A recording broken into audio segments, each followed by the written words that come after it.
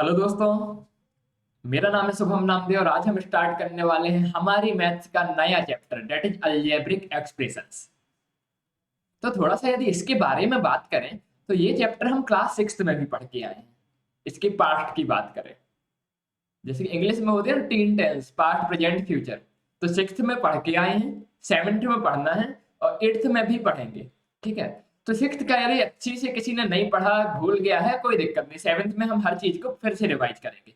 लेकिन सेवेंथ में बहुत ही ध्यान से, बहुत अच्छे से हर चीज पढ़ना, क्योंकि यदि सेवेंथ में भी नहीं पढ़ा तो एट्थ में सब सपाट हो जाएगा, फिर कुछ समझ में नहीं आएगा। ठीक है। तो बहुत ही इंटरेस्टिंग चैप्टर है। सिक्स सेवन्थ एट्थ में हम इसके बेसिस को बहुत स्ट्रॉन्ग करेंगे और नाइन्थ क्लास से इसे अप्लाई करेंगे। तो स्टार्ट करते हैं हमारा आज का नया चैप्टर अलजेब्रा। क्लास सिक्स का थोड़ा बहुत याद है? कांस्टेंट कैसे कहते थे, वेरिएबल कैसे कहते थे, ऐसा कुछ पढ़ा था लास्ट क्लास में, लास्ट ईयर में, क्लास सिक्स में? अरे सर, कहाँ याद रहता है, एग्जाम तक याद रह जाए वही बहुत बड़ी बात होती है। ठीक है। कोई नहीं, बहुत ही ध्यान से पढ़ना है, आपके एक एक कॉन्सेप्ट बेसिक से लेके एडवांस तक बहुत अच्छे से क्लियर किए जाएंगे। और चलो स्टार्ट करते हैं। तो ये कौन है? ये आप है, बिल्कुल ऐसे आग लगा देनी है आज। ठीक है, पूरे जोश के साथ बैठना है। कोई पूछे हाउस द जोश तो क्या बोलोगे? High sir. ठीक है। चलो स्टार्ट करते हैं चैप्टर। सबसे पहले बात करते हैं कांस्टेंट का। कांस्टेंट क्या होता है? डेफिनेशंस वगैरह पढ़ने की कोई जरूरत नहीं, मैं अब समझाऊंगा, आपको समझ में आ जाएगा, आपको बाद में नोट्स मिल जाएंगे, नोट्स से एक बार रीड आउट कर लेना। ठीक है। मैं समझाता जाता हूँ कांस्टेंट क्या होता है। कांस्टेंट से आप क्या समझते हो? कांस्टेंट का मतलब क्या है? क्या है भाई कांस्टेंट? कांस्टेंट एक ऐसी चीज को बोलेंगे जो ना बदलती हो, मतलब जो फिक्स हो। जैसे जैसे मैं बात करूं टू, तो टू तो टू ही है ना, टू चेंज तो नहीं होता ना कि इसकी वैल्यू कहीं कुछ और कहीं कुछ और। जैसे मैं आपकी बात करूं, आपकी हाइट कितनी है, हाइट तो बदलेगी ना। कल आप थोड़ा और एट्थ में पहुंचोगे, थोड़ी और बड़े हो जाओगे, नाइन्थ में थोड़ा और बड़े जाओगे, फिक्स वैल्यू नहीं है। ठीक है। लेकिन कांस्टेंट जिसकी वैल्यू हर जगह फ्री फिक्स है। जैसे कोई भी नंबर होता है, जैसे कि 2, 3, 100, आपसे बोला जाए नेचुरल नंबर, नेचुरल नंबर कोई भी नेचुरल नंबर, जैसे कि मान लो 1000, कोई भी नंबर हो जिसकी इसकी वैल्यू हमेशा फिक्स है। ठीक है। मैं यूनिट की बात नहीं लगा रहा, केवल नंबर है। यदि आप बोलो कि 2 kg और 2 ग्राम दोनों अलग अलग है, यदि यूनिट लगा दी जाए, पर जब तक केवल नंबर है तो नंबर की एक फिक्स वैल्यू होती है, एक फिक्स वैल्यू होती है नंबर की, उसको बोलते हैं कांस्टेंट। मतलब जो भी बदला नहीं जा सकता वो होता है कांस्टेंट। ठीक है। अब बात करते हैं वेरिएबल की। वेरिएबल क्या हुआ? कांस्टेंट का अपोजिट, मतलब जिसकी फिक्स वैल्यू नहीं होती है। कांस्टेंट को क्या लिखा हमने? इसकी वैल्यू कैसी होती है? फिक्स होती है। वेरिएबल कैसे कहेंगे? जिसकी वैल्यू बदलती है, जिसकी वैल्यू फिक्स नहीं होती है। ठीक है। Variable which does not have, not जिसकी फिक्स वैल्यू नहीं होती है। ठीक है, इतना समझ में आया। कांस्टेंट होते हैं हमारे नंबर। वेरिएबल को हम लेटर से रिप्रेजेंट करते हैं। लेटर जैसे कि ए से रिप्रेजेंट कर दिया, कि मान लो क्लास सेवेंथ के बच्चे की हाइट है ए। ठीक है। तो किसी की हाइट 6 होगी, वो किसी की हाइट 4 फुट 6 इंच होगी, किसी की हाइट 4 फुट 7 इंच होगी, किसी की हाइट 4 फुट 8 इंच होगी। मतलब जो चीज बदलती है ना, उसको हम वेरिएबल से रिप्रेजेंट करते हैं। ठीक है, इतना समझ में आया। आगे बात करते हैं। जरूरी नहीं है हमेशा ए से रिप्रेजेंट करें, पी से रिप्रेजेंट कर सकते हैं, क्यू से रिप्रेजेंट कर सकते हैं, एक्स से रिप्रेजेंट करते हैं, वाई से रिप्रेजेंट कर सकते हैं। ठीक है। तो किसी लेटर से हम रिप्रेजेंट करते हैं, इसकी कोई फिक्स वैल्यू नहीं रहती है, उसको क्या कहते हैं? वेरिएबल। दो चीजें पूरी तरह से समझ में आई। आगे चलते हैं। अब अलजेब्रिक एक्सप्रेशन क्या होता है? अलजेब्रिक एक्सप्रेशन एक ऐसा एक्सप्रेशन होता है, हमने कौन सी दो चीज पढ़ी अभी? पहली चीज पढ़ी कांस्टेंट, दूसरी चीज पढ़ी वेरिएबल, और एक तीसरी चीज हम पढ़ के आए हैं पुराने चैप्टर्स में, जो होते हैं ऑपरेशन। ठीक है। तो कांस्टेंट, वेरिएबल, ऑपरेशन। ऑपरेशन में क्या क्या आता है? प्लस हो गया हमारा, माइनस हो गया, मल्टीप्लाई हो गया, डिवाइड हो गया। तो ये सभी कांस्टेंट, वेरिएबल, ऑपरेशन, इनको मिला के एक एक्सप्रेशन बनाया जाता है, उसको हम बोलते हैं क्या? Algebraic expression. कैसे बनता है? देखो, combination of constant, constant, variable और ऑपरेशन, इनका यूज करके हम अलजेब्रिक एक्सप्रेशन बनाते हैं। कोई एग्जांपल बता पाओगे अलजेब्रिक एक्सप्रेशन का? मान लो आपको लिखा 4x, तो 4x में देखो 4 कांस्टेंट है, x वेरिएबल है, ठीक है। तो ये क्या हो गया, अलजेब्रिक एक्सप्रेशन हो गया। आपके पास लिखा है 3x + 7, तो देखो ये कांस्टेंट, ये कांस्टेंट, ये वेरिएबल, ये ऑपरेशन, इन सब चीजों को मिला के जो मिला वो क्या हो गया, हमारा अलजेब्रिक एक्सप्रेशन हो गया। जैसे कि मैं बोलूं 5x + 9, 5 को x से मल्टीप्लाई किया, 5 क्या है हमारा कांस्टेंट है, कांस्टेंट को वेरिएबल से मल्टीप्लाई किया, फिर ऑपरेशन लगाया हमने एडिशन का, फिर उसमें 9 कांस्टेंट ऐड किया। तो इन सब चीजों के कॉम्बिनेशन से जो बनता है हमारा, उसको क्या बोलते हैं हम, अलजेब्रिक एक्सप्रेशन। आया समझ में, आया क्या? और 4-6 एग्जाम्पल देख लो। मान लो एक्स स्क्वायर अलजेब्रिक एक्सप्रेशन है क्या? हाँ बिल्कुल, एक्स स्क्वायर अलजेब्रिक एक्सप्रेशन है। इसको यदि हम तोड़ के देखें तो ये बना कैसे है, ये x को x से ही मल्टीप्लाई किया तो एक्स स्क्वायर आया, तो x को खुद से मल्टीप्लाई करके एक्स स्क्वायर बना है, ठीक है। ये भी क्या हो गया, वेरिएबल, ये भी क्या हो गया, वेरिएबल।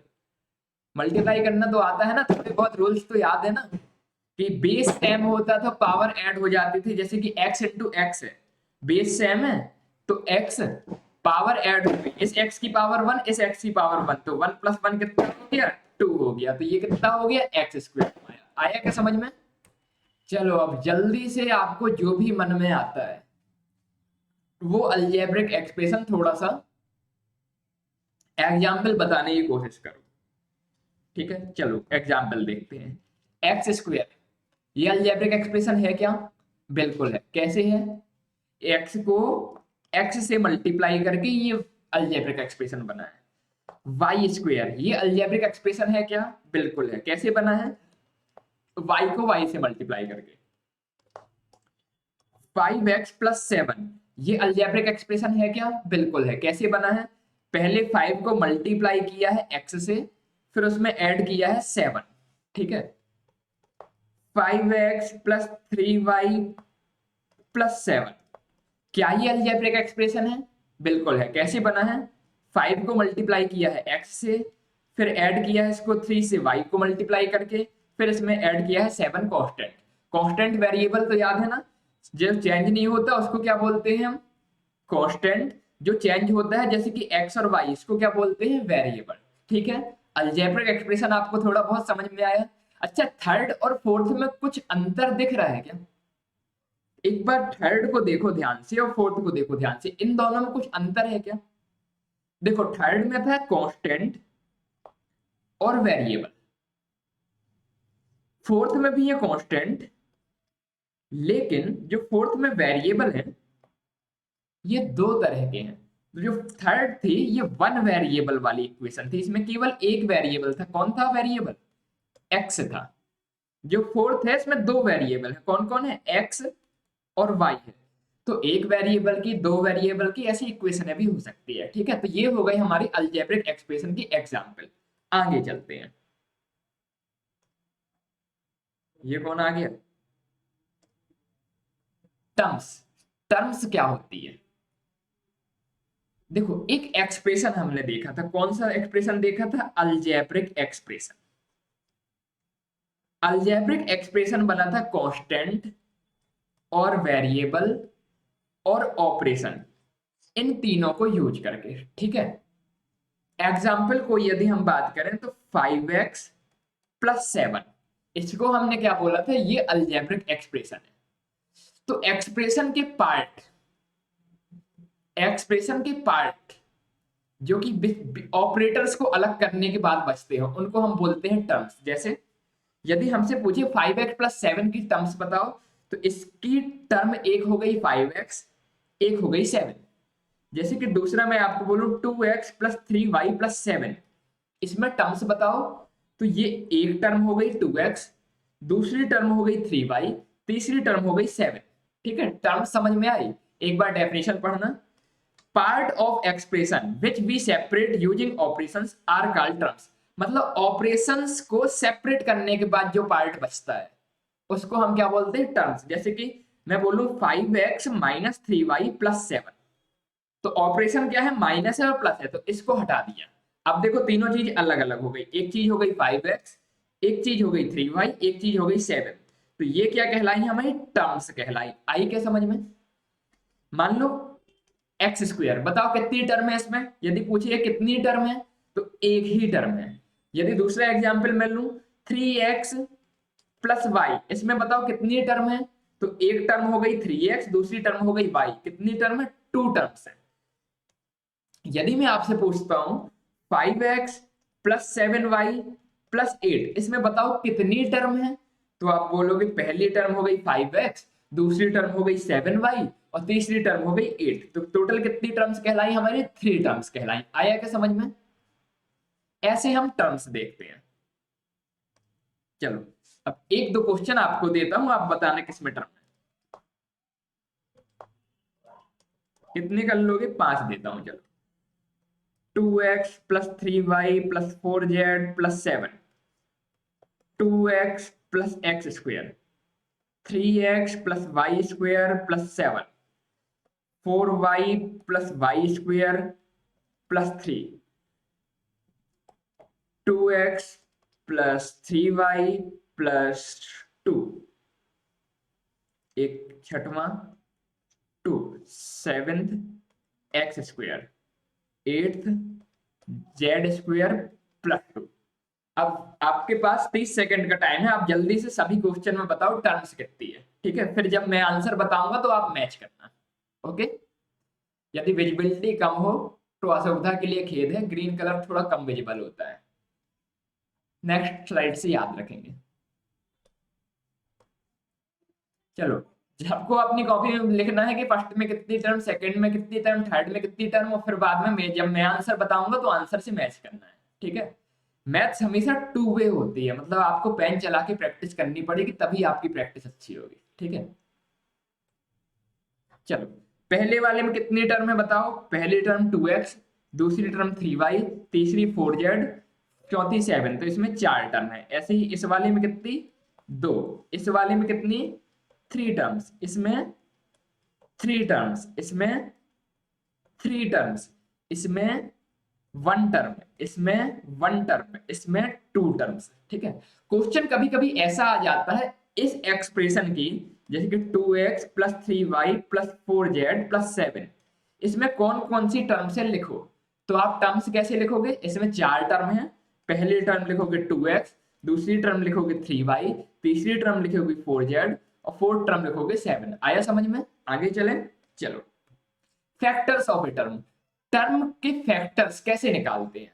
देखो आपने एलसीएम सीखा था बचपन में, बचपन में आप लेते थे 24, इसका एलसीएम निकालते थे तो लिखते थे 2 गया 12, फिर लिखते थे 2 6, फिर लिखते थे 2 3, फिर लिखते थे 3 1, तो 24 को बाद में लिखते थे आप, 24 होता है 2 इंटू 2 इंटू 2 इंटू, तो जैसे कि एक नंबर था जो कि कैसे बनता था हमारा, इन नंबर्स को मल्टीप्लाई करके बनता था, वैसे ही जो अलजेब्रिक एक्सप्रेशन की टर्म होती है वो किस किस को मल्टीप्लाई करके बनी है ये हम लिख देंगे, तो हम बोलेंगे ये इसके फैक्टर्स हुए। जैसे कि मैं आपसे क्वेश्चन पूछता हूँ 24 के फैक्टर्स बताओ, तो आप बोलोगे 24 का फैक्टर्स है 2 2 2 और 3, ठीक है? ऐसे ही यदि मैं आपसे पूछता हूं तो 2y का फैक्टर बताओ, तो 2y कैसे कैसे मल्टीप्लाई करके बना है, 2 को और y को, तो इसके फैक्टर हो जाएंगे 2 और y, ठीक है? यदि मैं आपसे पूछता हूं एक्स स्क्वायर के फैक्टर बताओ, तो एक्स स्क्वायर किसको किसको मल्टीप्लाई करके बना है, एक्स को और एक्स को, एक्स स्क्वायर के फैक्टर कितने हो गए, एक्स और एक्स। आया समझ में? जिससे मैं आपसे पूछता हूं -2y के फैक्टर बताओ, तो बताओ -2y किसको किसको मल्टीप्लाई करके बना है, एक -1, एक 2, एक y, इन तीनों को मल्टीप्लाई करके बना है, तो इसके फैक्टर क्या हो गए, -1 और 2 और y, ठीक है? जैसे मैं आपसे पूछता हूं 5x square plus 3x plus 7, ठीक है? इसमें कितनी टर्म है और हर टर्म का फैक्टर बताओ, तो आप आंसर बोलोगे इसमें 3 टर्म है, पहली टर्म है हमारी 5x स्क्वायर, इसके फैक्टर है, इसके फैक्टर कौन कौन से हैं, एक 5, एक x, एक x, देखो 5x और x को मल्टीप्लाई कर दोगे तो 5x स्क्वायर हो जाएगा, ठीक है? दूसरी टर्म है 3x, इसकी फैक्टर, इस टर्म के फैक्टर है 3 और x, तीसरी टर्म है 7, इसके फैक्टर क्या है 7, बस ये अकेला है। ठीक है, तो ऐसे कहते हैं हम फैक्टर्स ऑफ अ टर्म। आया क्या समझ में? थोड़ा बहुत आगे चलें। चलो अब थोड़ा सा बड़ा क्वेश्चन देते हैं। आपने बचपन में a प्लस बी का होल स्क्वायर का फॉर्मूला पढ़ा था ना? तो क्वेश्चन है आपके लिए, एक्सपेंड a प्लस बी का whole square and write factors of its term. मतलब a प्लस बी के होल स्क्वायर को को एक्सपेंड करना है, फिर इसमें जो भी टर्म आती है उसका क्या लिखना है, हमें फैक्टर्स लिखना है। तो चलो करते हैं। ये हमने लिखा a प्लस बी का होल स्क्वायर, इसको एक्सपेंड करेंगे तो कितना आ जाएगा, A square plus 2ab plus B square. अब इसमें पहली टर्म है ए स्क्वायर, इसके फैक्टर बताओ क्या क्या होगा। ए स्क्वायर के फैक्टर हो जाएंगे a इंटू ए। ठीक है, ए और ए को मल्टीप्लाई करके बना है। 2ab के फैक्टर दूसरी टर्म, इसके फैक्टर क्या हो जाएंगे 2a और b, क्योंकि इन तीनों को मल्टीप्लाई करके 2ab बना है। बी स्क्वायर के फैक्टर हो जाएगा b और b, क्योंकि b और b को मल्टीप्लाई करके क्या बना है हमारा बी स्क्वायर बना है। ठीक है, अब थोड़ा सा और कॉम्प्लिकेटेड दें, minus A square plus 2ab minus 7b square, इसके सभी टर्म्स का फैक्टर बताना है। कैसे करोगे? पहले माइनस ए स्क्वायर देखते हैं, ये किसको किसको मल्टीप्लाई करके बना है, एक -1, एक ए और ए, इन तीनों को मल्टीप्लाई करके माइनस ए स्क्वायर बना है। किसी को मल्टीप्लाई में कंफ्यूजन तो नहीं है ना? देखो -1 और ए को मल्टीप्लाई करके देखो, ए और ए कितना हो गया, ए स्क्वायर हो गया, इसमें -1 का मल्टीप्लाई किया तो माइनस ए स्क्वायर हो गया। ठीक है, 2ab, 2ab किसको किसको मल्टीप्लाई करके बना है, 2 को और a को और b को।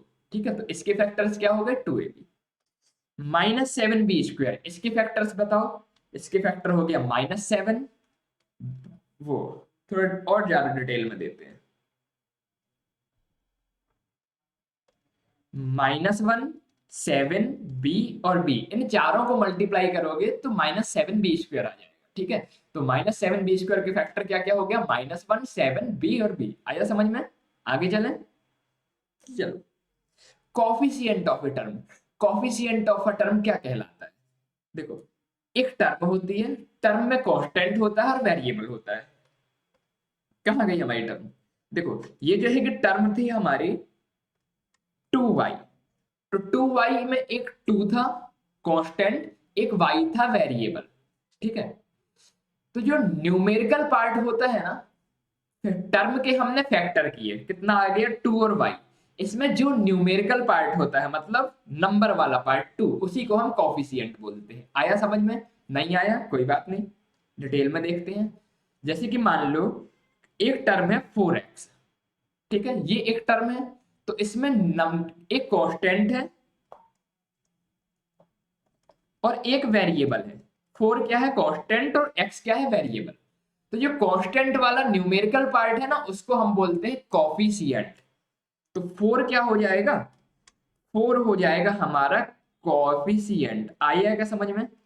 4 हो गया न्यूमेरिकल कॉफिशिएंट। डेफिनेशन पढ़ना एक बार, numerical factor of a term, मतलब 4x को हमने क्या किया, फैक्टर किया, तो आया 4 और x। फिर ये जो न्यूमेरिकल वाला पार्ट है ये होता है कॉफिशिएंट। आया समझ में? चलो, अब यदि समझ में आया तो जल्दी से 4-5 क्वेश्चन के आंसर बताओ। मान लो एक है 2x, दूसरा है -x², चौथा है 4x, पांचवा है 5x², छठवां है -6xy, सातवां है 8x² -3a²। इतनी टर्म लिखी है आपके पास, जल्दी से इनका कॉफिशिएंट बताना कितना होता है। देखो 2x का कॉफिशिएंट, इसके पहले फैक्टर किया उसका न्यूमेरिकल पार्ट, देखो इसमें 2 है न्यूमेरिकल पार्ट, तो 2 क्या हो गया कॉफिशिएंट हो गया। -x², इसका न्यूमेरिकल पार्ट क्या है, देखो देखते हैं, इसके फैक्टर करते हैं, -1 into x into x, numerical part कितना है -1, तो इसका कॉफिशिएंट कितना हो गया -1। आया क्या समझ में? 4x, इसका न्यूमेरिकल पार्ट कितना हो गया 4, 5x², इसका न्यूमेरिकल पार्ट कितना हो गया 5 माइनस 6xy। इसका जल्दी से कॉफिशिएंट बताना क्या होगा, तो पहले इसका फैक्टर किया तो -6 x और y। अब कोई सोच सकता है इसके फैक्टर को मैं ऐसा भी तो लिख सकता हूं -1 × 6 × x × y। तो जितना भी न्यूमेरिकल पार्ट है सब इकट्ठा होके कॉफिशिएंट बनता है।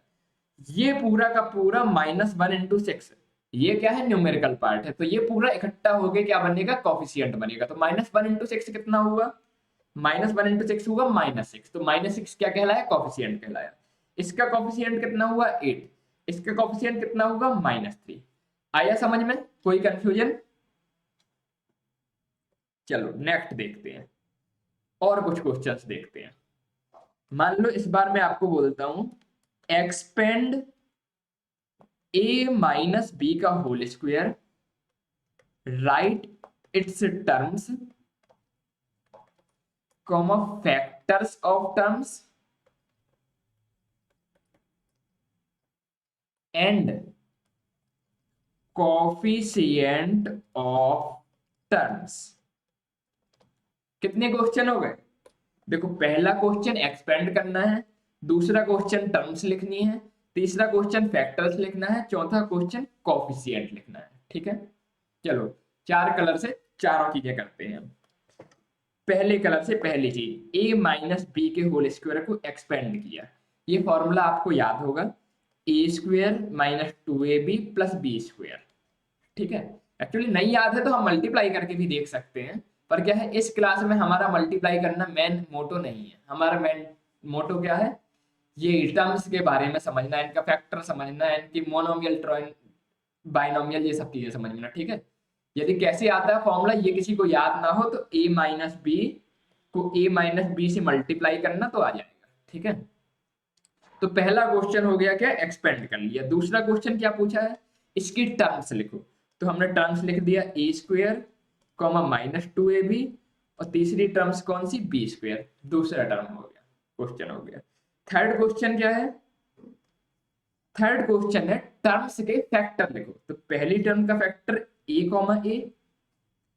दूसरी टर्म का फैक्टर -2ab, और -2ab नहीं, ये तो पूरा का पूरा वैसे ही लिख दिया मैंने, -2 a, b, मतलब जिसको मल्टीप्लाई करके टर्म बनी है, और तीसरी टर्म के फैक्टर b और b को मल्टीप्लाई करके b का बना। फोर्थ क्वेश्चन क्या है, टर्म का क्या बताओ कॉफिशिएंट बताओ। तो जो न्यूमेरिकल पार्ट होता है उसको हम क्या बोलते हैं कॉफिशिएंट। अब देखो a और a, इसमें न्यूमेरिकल पार्ट क्या है, यदि कोई भी चीज है, यहां पर देखना, यदि कोई भी चीज के आगे कोई भी नंबर नहीं लिखा हुआ है तो हम उसके आगे 1 तो मान सकते हैं ना। हमने मल्टीप्लिकेटिव आइडेंटिटी पढ़ी थी कि 1 हर चीज से मल्टीप्लाई होता है उतना ही रहता है, तो 1 उस चीज के आगे मान सकते हैं। तो देखो जिसके आगे कोई भी नंबर ना लिखा हो उसके आगे 1 मान सकते हैं। ठीक है, तो इसका न्यूमेरिकल कॉफिशिएंट हम कितना बोलेंगे, इसको हम बोलेंगे, इसका कॉफिशिएंट है इस टर्म का 1। ठीक है, इसका कॉफिशिएंट किसमें कितना है, इसमें तो लिखा हुआ है, तो इसका कॉफिशिएंट है -2, और इसका कॉफिशिएंट कितना है 1। आया समझ में, क्योंकि b² में कुछ भी नहीं लिखा है आगे, तो हम क्या लिख देंगे 1, क्योंकि 1 तो सबके आगे होता ही है। चकराई क्या थोड़ा सा, कोई बात नहीं, धीरे धीरे 2-4 बार देखना, जिस चीज में कंफ्यूजन हो बिल्कुल दिमाग में बैठ जाएगी, लेकिन बैठा लेना। आज की क्लास में हम हर एक चीज जितने भी टर्म आते हैं अलजेब्रा का सब कुछ बहुत डिटेल में समझेंगे, और नेक्स्ट क्लास में फिर एडवांस लेवल में क्वेश्चन देखेंगे। ठीक है, तो चलो parts of expression. Parts of expression कुछ नहीं है, जो चीजें अभी तक हमने पढ़ ली उसको थोड़ा सा पार्ट बाय पार्ट करके देखते हैं। मान लो आपके पास कोई एक्सप्रेशन लिखा है 4x + 5y - 9। अब इसमें आप हर चीज मुझे बताओ कि कौन सी चीज क्या है। चलो सबसे पहले बात करते हैं, अभी जो जस्ट पढ़ के आए हैं कॉफिशिएंट की। कॉफिशिएंट क्या है, तो ये 4 कॉफिशिएंट है और ये 5 कॉफिशिएंट है। इसमें कोई कंफ्यूजन, कोई कंफ्यूजन नहीं। ठीक है, दूसरी चीज आपने एक और चीज पढ़ी है, टर्म्स क्या है। तो ये तीनों हमारी क्या है,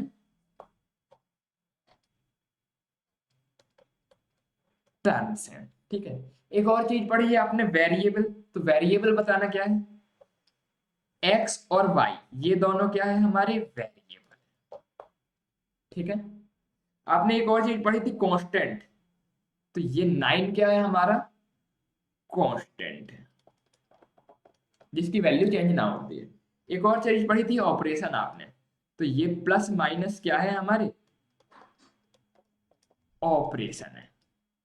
ठीक है, समझ में आया। वेरिएबल किसे कहते हैं, एक्स वाई, क्यों, जिसकी वैल्यू फिक्स नहीं है। कांस्टेंट जिसे कहते हैं जिसकी वैल्यू फिक्स है, कांस्टेंट टर्म हो गई हमारी 9। जो अलजेब्रा की टर्म में आगे न्यूमेरिकल कॉफिशिएंट लगा होता है उसको हम बोलते हैं कॉफिशिएंट। ठीक है, तो 4 लगा, 5 लगा, तो ये हो गए न्यूमेरिकल कॉफिशिएंट। इधर तक समझ में आया, आगे चले। चलो, right the coefficient of x in the following expression. अब मैं आपको कुछ क्वेश्चंस दूंगा, आपको थोड़ा सा टाइम लेके एक्स के क्या कॉफिशिएंट है ये बताना। पहला क्वेश्चन, एक्स वाई प्लस 3। दूसरा, एक्स स्क्वायर माइनस 13। तीसरा, 13 माइनस एक्स स्क्वायर। चौथा,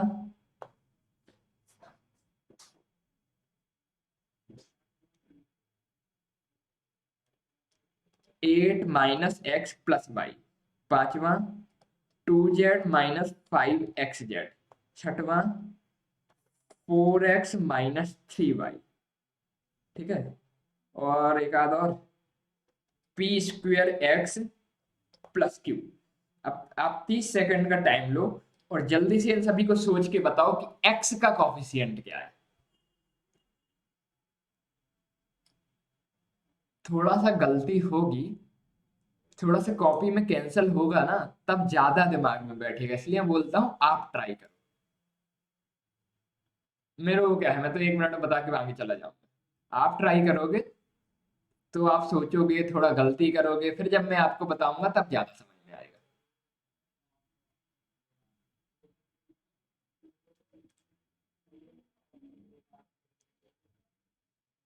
तो चलो भाई, एक एक करते हैं।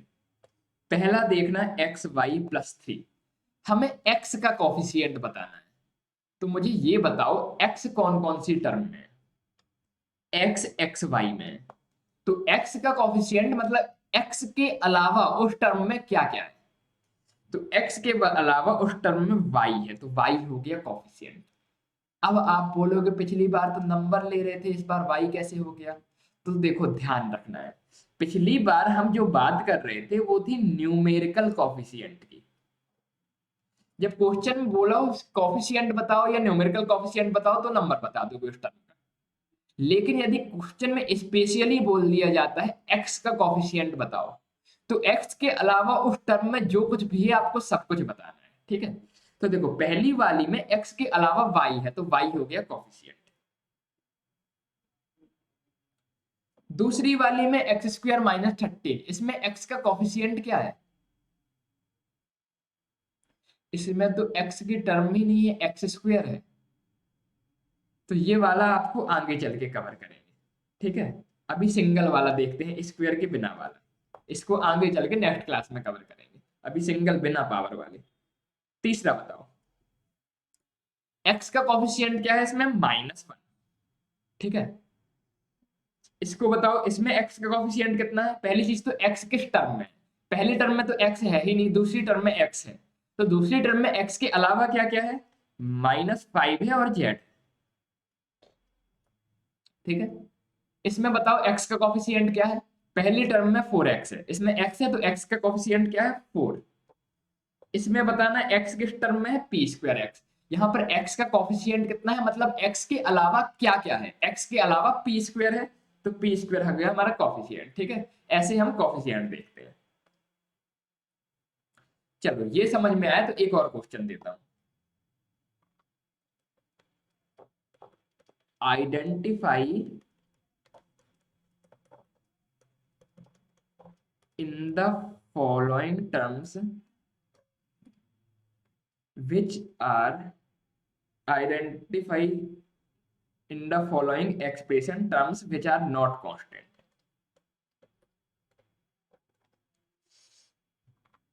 वो टर्म आपको आइडेंटिफाई करना है जो कांस्टेंट नहीं है। चलो पहला एक्स वाई प्लस 4, अरे एक्स इंटू वाई लिख दिया गया,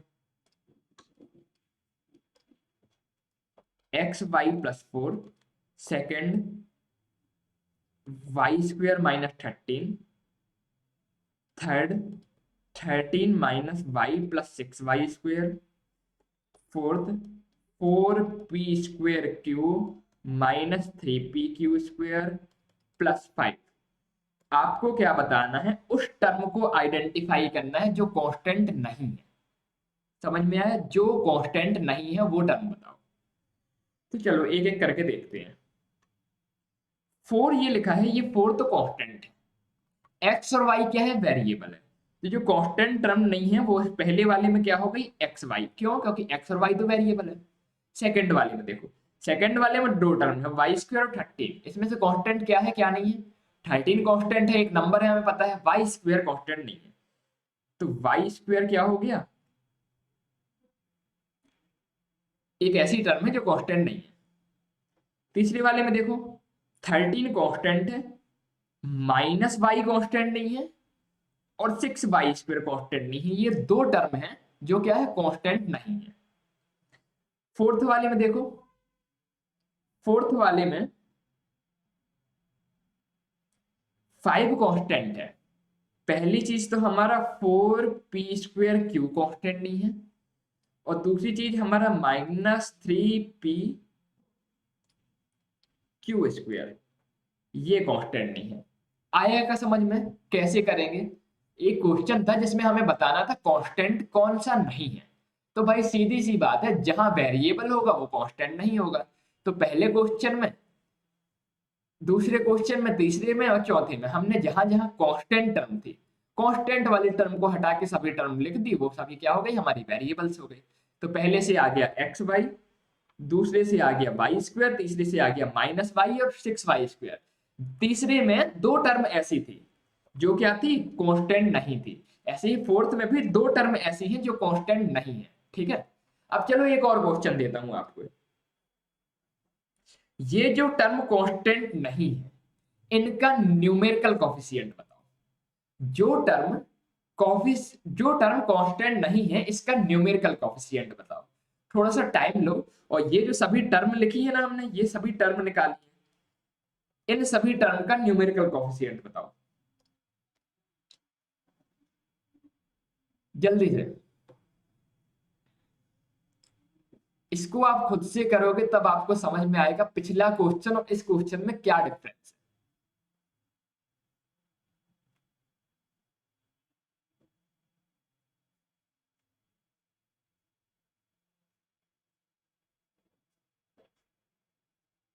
5 4 3 2 1, चलो करते।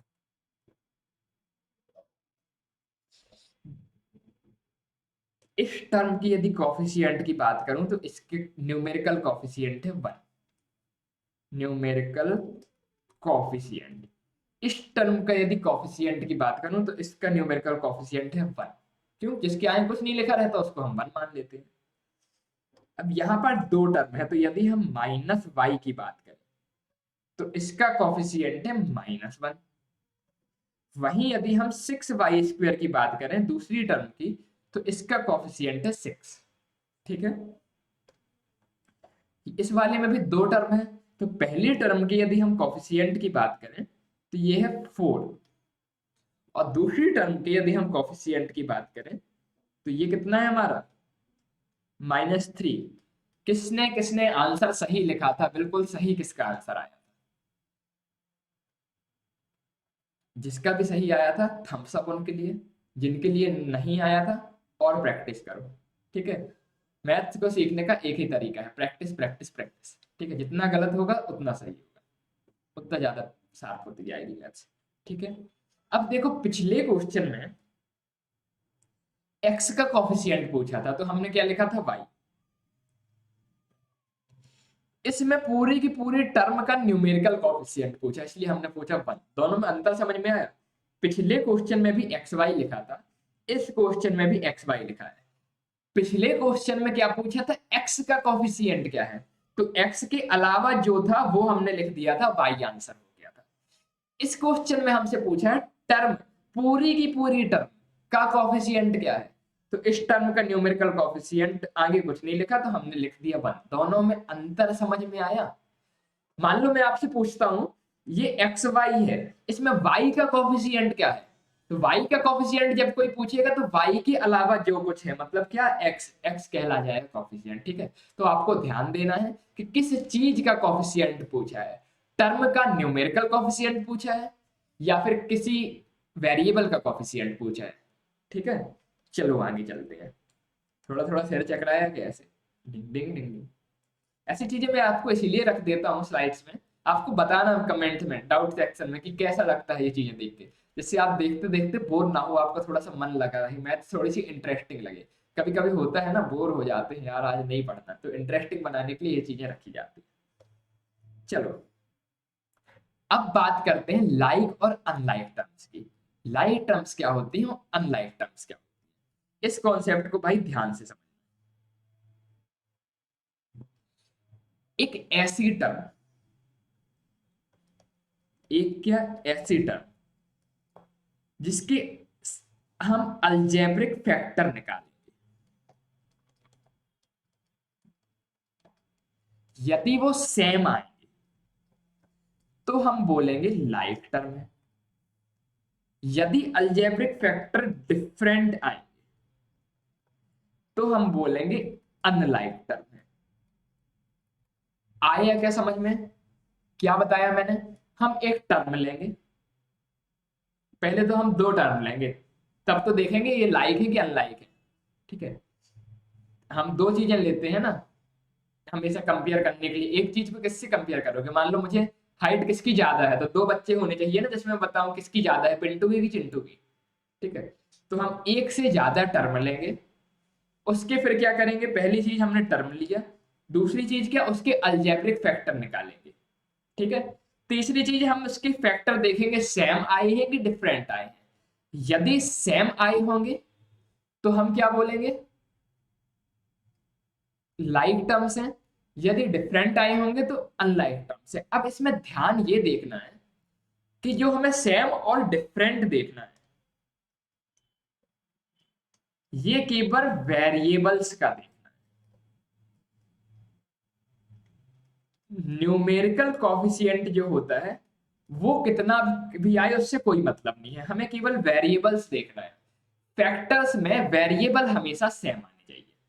चलो बात करते हैं, क्वेश्चन से देखते हैं।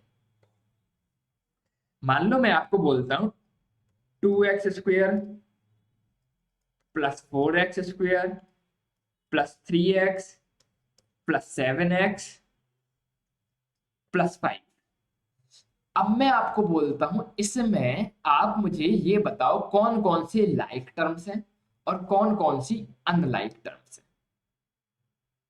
तो आप क्या करोगे, हर टर्म्स के फैक्टर निकालोगे। तो पहली टर्म के फैक्टर हो गया 2x और x, दूसरी टर्म का फैक्टर हो गया 4x और x, तीसरी टर्म का फैक्टर हो गया 3 और x, फोर्थ टर्म का फैक्टर हो गया 7 और x, और फिफ्थ टर्म का फैक्टर क्या हो गया हमारा, कुछ भी नहीं, फिफ्थ तो कांस्टेंट है। ठीक है, अब मुझे ये क्या निकाल लिया हमने, अलजेब्रिक 5 आया था ना इसका, अलजेब्रिक फैक्टर आ गया। अब फैक्टर्स में आप ये देखते हो कि जो वेरिएबल है वो किसमें सेम है और किसमें डिफरेंट है। तो देखो यहां पर 2 बार x आया है, यहां पर 2 बार x आया है, कांस्टेंट से आपको कोई मतलब नहीं, न्यूमेरिकल वैल्यू से कोई मतलब नहीं। तो ये दोनों के फैक्टर्स कैसे आए हैं, सेम आए हैं। यहां पर 1 बार x आया है, 1 बार x आया है, तो इन दोनों टर्म्स का भी अलजेब्रिक फैक्टर कैसा आया है, सेम आया है। यहां तक समझ में आया कि जिन टर्म्स का अलजेब्रिक फैक्टर सेम आया है आप उसको बोलोगे ये दोनों लाइक टर्म्स हैं। तो 2x² और 4x² ये दोनों क्या कहलाई हमारी, लाइक टर्म्स कहलाई। ठीक है, और किसी का भी सेम आया है क्या? 3x और 7x इन दोनों के भी फैक्टर वेरिएबल्स x और x सेम आया है, तो ये दोनों भी क्या कहलाई हमारी, लाइक टर्म्स कहलाई। इतना आया समझ में? अब अनलाइक की बात करते हैं, तो जिनके सेम नहीं आए उनको हम क्या बोलेंगे, अनलाइक बोलेंगे। जैसे कि हम बात करें तो 2x² के फैक्टर अलग आए हैं, 3x के फैक्टर अलग आए हैं और 5 के फैक्टर अलग आए हैं, तो ये तीनों कैसी है, अनलाइक टर्म है। क्यों? क्योंकि तीनों के फैक्टर अलग आए हैं। यदि हम बात करें 4x² और 3x और 5 इन तीनों के भी फैक्टर अलग आए हैं, ठीक है, तो ये भी कैसी हुई, अनलाइक हुई। यदि हम बात करें 2x², 7x और 5 इन तीनों के भी फैक्टर अलग आए हैं, तो ये कैसी हुई, अनलाइक हुई। यदि हम बात करें 4x² कॉमा 7x और 5 इन तीनों टर्म्स के फैक्टर भी अलग आए हैं, तो ये तीनों भी आपस में क्या है, अनलाइक टर्म्स है। थोड़ा बहुत आया क्या समझ में, थोड़ा बहुत? चलो आगे देखते हैं, एक और ब्लैंक पेज लेके थोड़ा और समझते हैं। मान लो मैं आपको देता हूं 2a² plus 3x² plus 7a minus 7, और दूसरी चीज मैं बोलता हूँ, दूसरा question 2x² plus 3x minus 5। अब मुझे आप इसमें ये बताओ, लाइक टर्म्स कौन सी है, अनलाइक टर्म्स कौन सी है? आपके पास टाइम है 30 सेकेंड।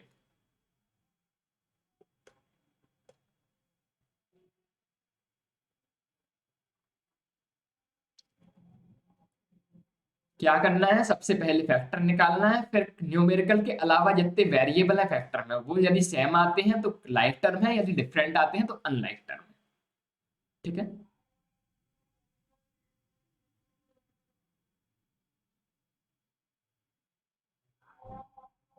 चलो देखते हैं। इसकी पहली टर्म के फैक्टर लिखो 2a और a, दूसरी के फैक्टर लिखो 3a, तीसरी के 7a, इसके -7 1, या फिर 7 - 1 कुछ भी लिख दो, उसको तो कोई मतलब नहीं रहता कांस्टेंट को किसी से। अब ये देखो, जो वेरिएबल फैक्टर है ये इन दो टर्म के सेम आए, तो ये दोनों हमारी क्या कहलाएंगी, लाइक टर्म कहलाएंगी। आया क्या समझ में? वहीं यदि मैं सेकंड और इन दोनों को कंपेयर करूं, इनके वेरिएबल जो फैक्टर्स में जो वेरिएबल है, देखो पहली वाली में 2a है, दूसरी वाली में एक ही a है, तो ये क्या कहलाएगी, अनलाइक टर्म कहलाएगी। क्यों अनलाइक कहलाएगी? फैक्टर्स में वेरिएबल्स अलग अलग है। आया समझ में? चलो दूसरा क्वेश्चन देखते हैं। इसके फैक्टर लिखते हैं तो 2 आया, x आया, x आया। इसके फैक्टर लिखते हैं तो 3 आया, x आया। इसके -5 आया। ठीक है, अब ये देखो, क्या तीनों में से किसी टर्म के फैक्टर्स में वेरिएबल्स बराबर लग रहे हैं क्या आपको? नहीं लग रहे हैं। इसमें 2 बार x है, इसमें 1 बार x है, इसमें एक भी बार नहीं x नहीं है, तो ये तीनों क्या कहलाई हमारी, अनलाइक टर्म्स कहलाई। इस वाले एक्सप्रेशन में कोई भी लाइक टर्म नहीं है। समझ में आया? अब आप, मैं कुछ क्वेश्चन देता हूं, आप थोड़ा सोच के देखो आपको कितनी जल्दी पता चल पाता है कि कौन सी लाइक है कौन सी अनलाइक है। मान लो 8xy और 9yx, पहला question. 8x² 2x² -9x² -9xy, -x² +x², fifth -xy +xy, और सिक्स -y² कॉमा +xy। अब इनमें बताओ, ये दो टर्म हर क्वेश्चन में जो लिखी है, कौन सी लाइक टर्म है और कौन सी अनलाइक टर्म है, जल्दी से बताओ।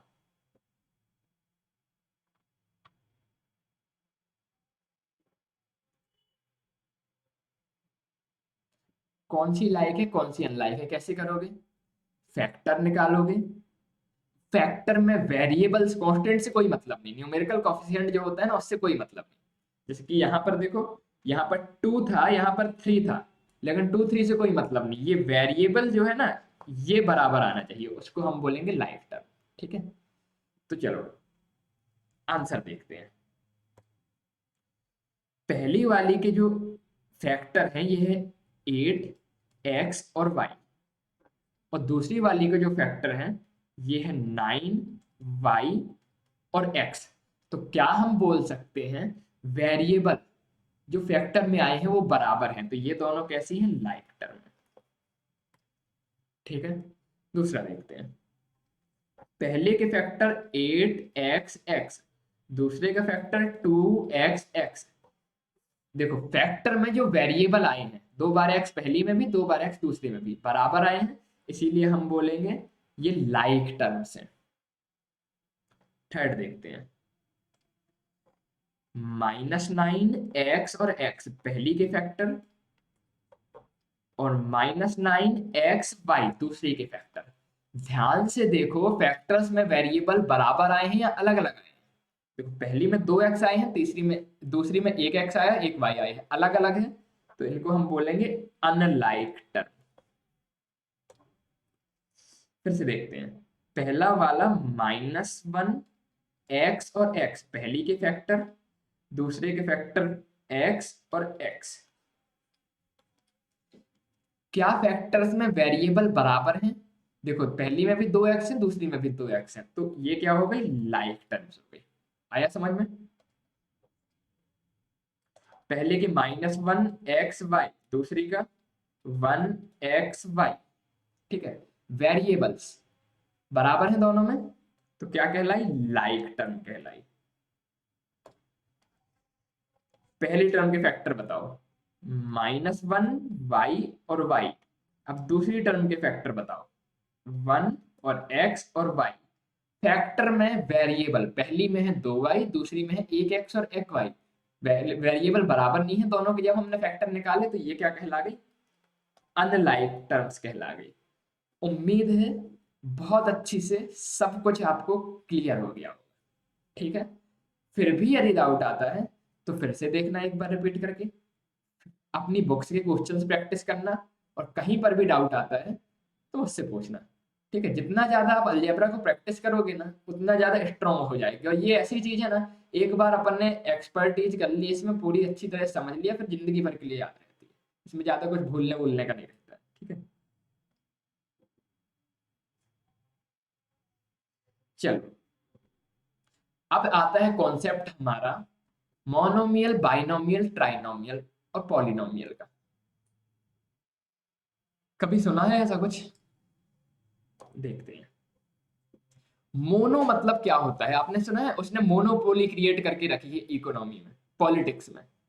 मतलब उसकी अपील की मोनोपोली है, मतलब एक छत्र राज जिसे बोलते हैं, या फिर मार्केट में उससे मोनोपोली क्रिएट करके रखी है, हर जगह उसी का सामान बिकता है। तो मोनो मतलब होता है एक। मोनो मतलब क्या होता है, एक। और मियल मतलब क्या होता है, टर्म।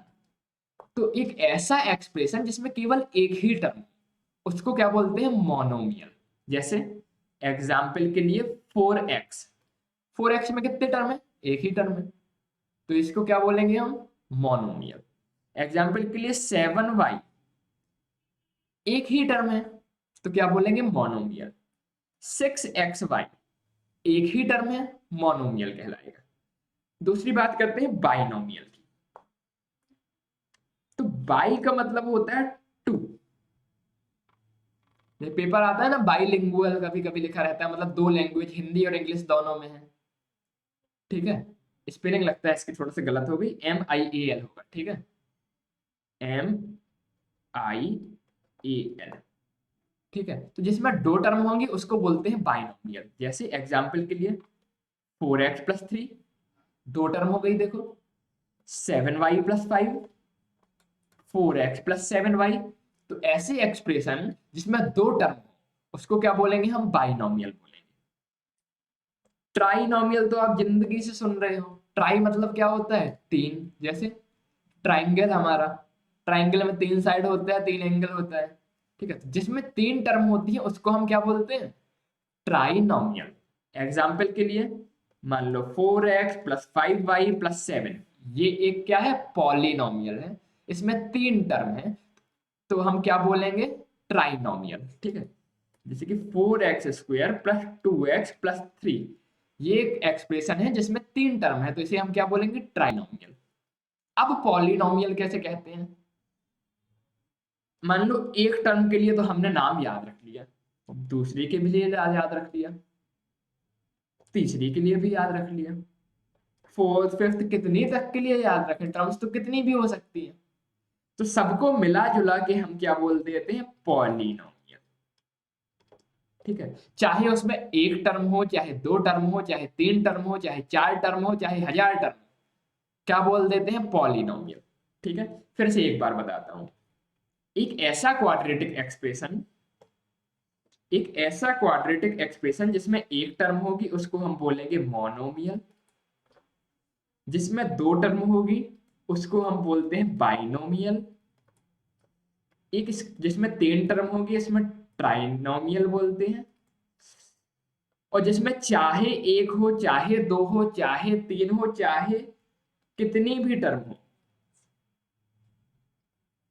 ठीक है, उसको क्या बोलते हैं? पॉलिनोमियल। ठीक है, एक बार पॉलिनोमियल की डेफिनेशन पढ़ लेना। Any expression which has one or more terms with the variable having non-negative integers as an exponent is a polynomial। ठीक है, थोड़ा डिटेल में बताता हूँ। अरे ये क्या हो गया? कहाँ था मैं?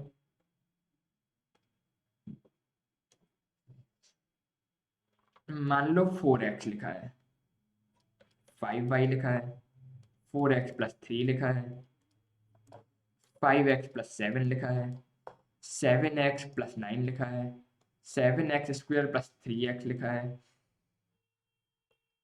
7x² प्लस 5y लिखा है, 7x² प्लस 3x प्लस 2 लिखा है, 3x² प्लस 4x लिखा है, 3x² लिखा है, 7x² प्लस 9 लिखा है।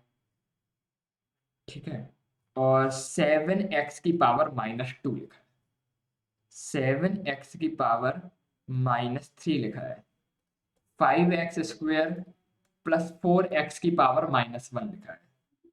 अब इसमें आपको ये बताना है कौन मोनोमियल है, कौन बाइनोमियल है, कौन ट्राइनोमियल है।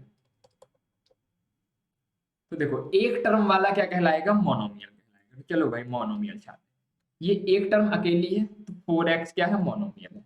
5y भी क्या हो गया हमारा? मोनोमियल हो गया। और कोई है क्या सिंगल टर्म वाला? 3x² ये भी क्या हो गया? मोनोमियल हो गया। बाइनोमियल मतलब दो टर्म होनी चाहिए। तो देखो दो टर्म वाले कौन कौन से हैं? 4x प्लस 3 है, 5x प्लस 7 है, 7x प्लस 9 है, 7x² प्लस 3x है, 7x² प्लस 5y है, 3x² प्लस 4x है, 7x² प्लस 9 है। ये क्या हो गए? हमारे बाइनोमियल हो गए, मतलब जिनमें दो टर्म। अब ट्राइनोमियल, ट्राइनोमियल कौन से? जिसमें तीन टर्म होती है। तो तीन टर्म वाला देखो कौन सा है? 7x² प्लस 3x प्लस 2, इसमें तीन टर्म है तो ये क्या हो गया? ट्राइनोमियल हो गया।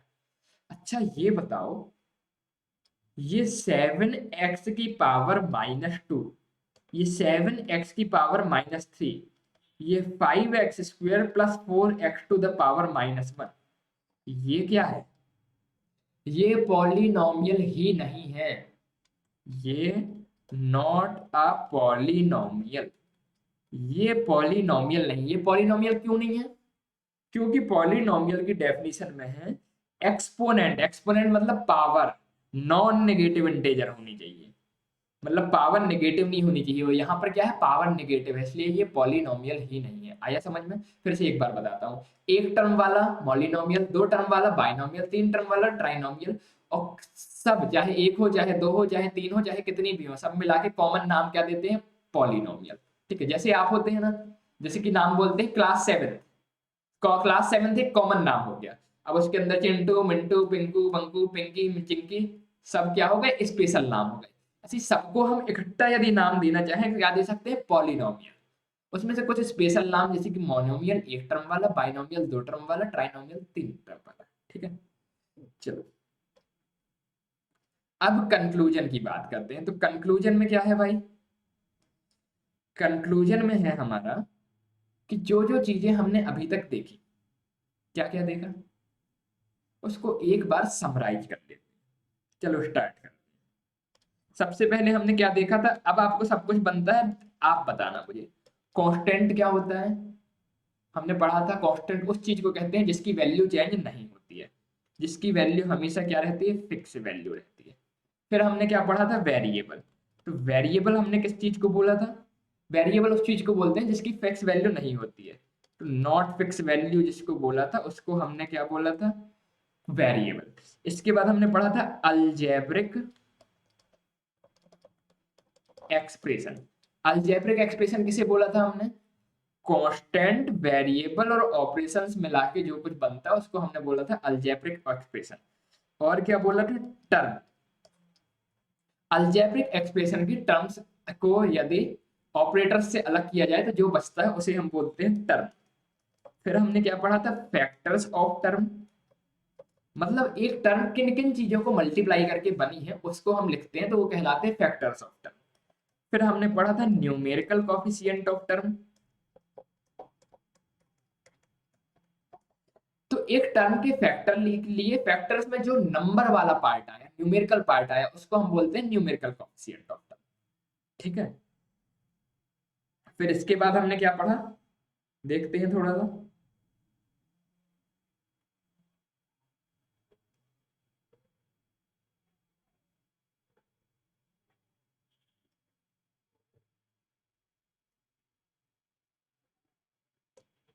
फिर इसके बाद हमने पढ़ा लाइक और अनलाइक टर्म। तो लाइक टर्म किसे बोला हमने, ऐसी टर्म्स जिनके सेम फैक्टर होते हैं। कौन सा फैक्टर, वेरिएबल वाले, कांस्टेंट नहीं देखते, कांस्टेंट चाहे अलग अलग आए, यदि वेरिएबल्स फैक्टर में सेम आए हैं तो हम उन्हें बोलेंगे लाइक टर्म्स। फिर हमने पढ़ा unlike terms.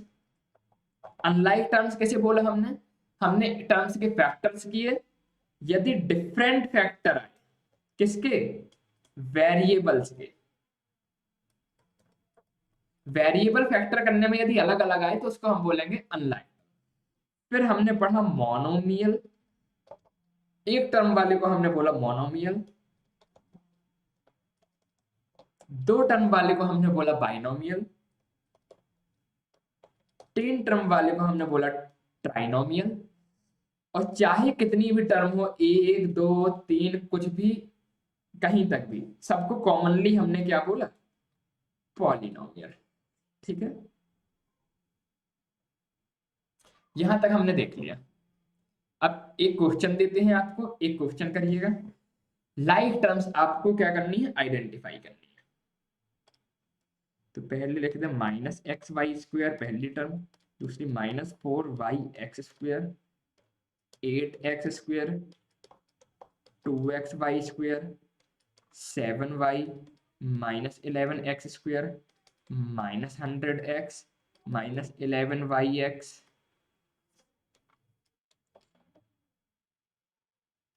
20x²y -6x², y 2xy 3x।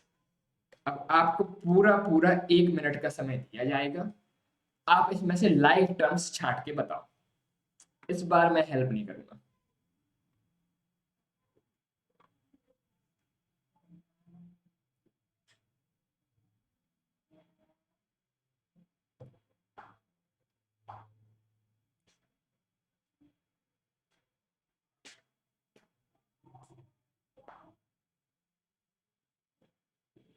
1 minute बहुत ज्यादा टाइम दिया है, ठीक है ना। मैंने सोचा जो बच्चे हैं जिनका पेन नहीं मिल रहा, कॉपी नहीं मिल रही, पेन गिरने वाला बहाना होगा ना, उनको भी सॉल्व करने का टाइम मिल जाएगा, इसलिए 1 मिनट दिया।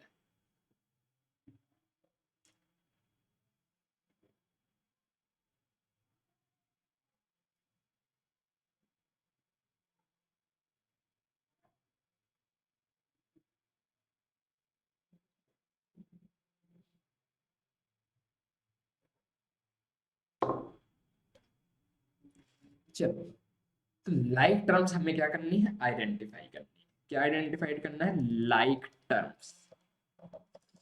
तो हमें पता है सेम फैक्टर ये तो like term.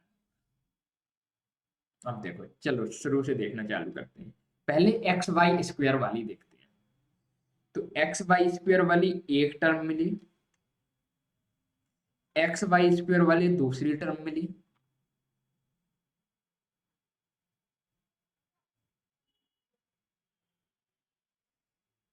X Y square वाली दो टर्म ही है, दो टर्म ही है। तो एक टर्म लिख दिया माइनस एक्स वाई स्क्वायर, अपना आंसर मैच करते जाना। और दूसरा लिख दिया 2x/2, ये दो टर्म मिली एक्स वाई स्क्वायर वाली। ठीक है, न्यूमेरिकल वैल्यू से तो कोई मतलब रहता नहीं है, वेरिएबल का सेट बस देख लिया हमने। चलो दूसरा देखते हैं। अब वाई एक्स स्क्वायर वाला देखते हैं। तो वाई एक्स स्क्वायर वाला एक मिला,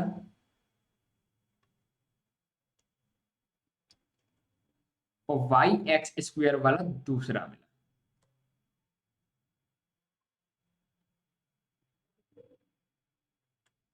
और कोई है क्या? अच्छा, दूसरे में तो एक्स स्क्वायर वाई लिखा है, कोई कंफ्यूजन तो नहीं? कंफ्यूजन हो तो देखो डिलीट कर देता। 4y, पहला वाला है 4y x², इसके फैक्टर है 4y x और x। दूसरा वाला है, ये माइनस था तो माइनस लगा दिया। दूसरा है 20x²y, तो यहाँ पर आया 20x(x)y। तो मल्टीप्लाई में जैसे 4 × 3 और 3 × 4 बराबर होता है ना, वैसे फैक्टर्स में दो x पीछे लगे हैं चाहे आगे लगे हैं, कोई नहीं, है तो सेट बराबर। देखो, यहाँ पर भी 2x है और एक y है, और यहाँ पर भी 2x और एक y है, तो ये भी कैसी हो जाएंगी, लाइक टर्म्स। तो आंसर लिख दो। दूसरी वाली कौन सी है, -4y(x²) और 20x²y। ठीक है, और जोड़ते हैं, तीसरे सेट पे चलते हैं। 8x², अब x² वाली देखो और कौन सी टर्म है, -11x² और -6x², तीन है तो तीनों को लिख देते हैं। तो 8x², -11x² और -6x², ये तीनों क्या हो गई, लाइफ टर्म्स हो गई। आगे चलते हैं। 7y, मतलब अब y वाली को देखना है, तो 7y एक, और y वाली कोई है क्या, ये दूसरा। तो 7y और y, ये दो लाइक टर्म्स हो गई। क्यों? दोनों की जब फैक्टर करेंगे तो जो सेट आएगा वेरिएबल का वो सेम आएगा। और देखो, x वाले -100x और 3x, दो हो गए, तो -100x और 3x, ये दोनों भी कैसी होगी, लाइक टर्म्स होगी।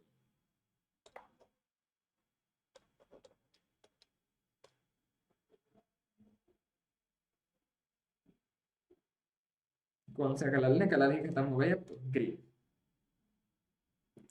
अब क्या है, -11xy और 2xy, देखो दोनों के फैक्टर सेम है, -11y(x) और 2xy, दोनों क्या है, लाइक टर्म है। एक में x आगे है, एक में x पीछे, इससे कुछ अंतर तो नहीं? बिल्कुल अंतर नहीं है। क्यों अंतर नहीं है?